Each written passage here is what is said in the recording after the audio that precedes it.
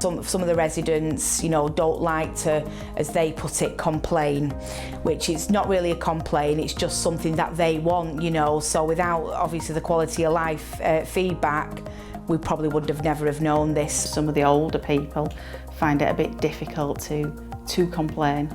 So it's a lot better and a lot easier for them.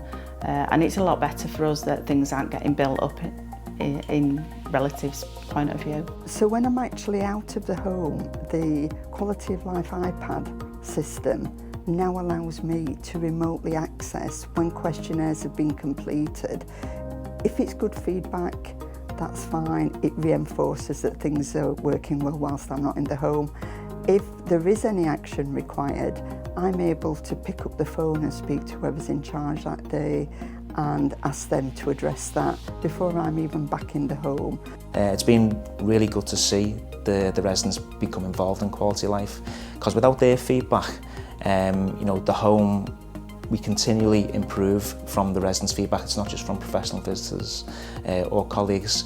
We like to take what our residents say about the home as well, and we use their feedback as constructively as possible.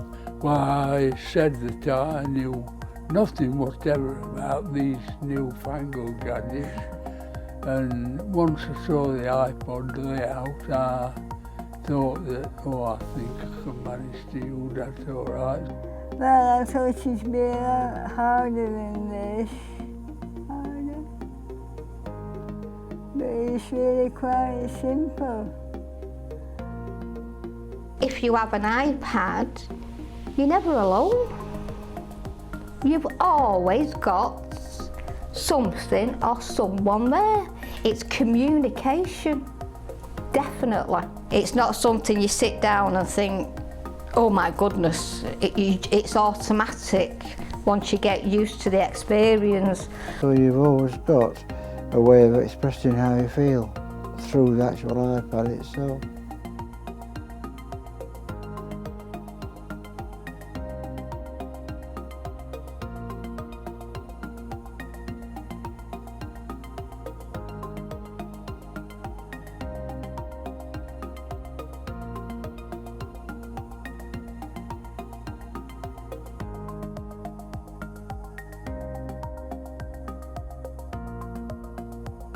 It doesn't have to be the manager that does it. If you're on a weekend and you're the nurse in charge, you can go around, you can make sure that everything is in play. And there's a chap here that loves Elvis, absolutely loves Elvis. If you give him every CD, he would sit and listen to it one after the other. So that enables us then to have a look and think, right, so if there was say an Elvis tribute at a local, like the Civic Centre or something like that, then we could take him along for for the evening or for the afternoon, and that's just that one particular person would be a lot happier with the use of the iPad, and your residents and relatives can leave feedback at any time with the one near the front door.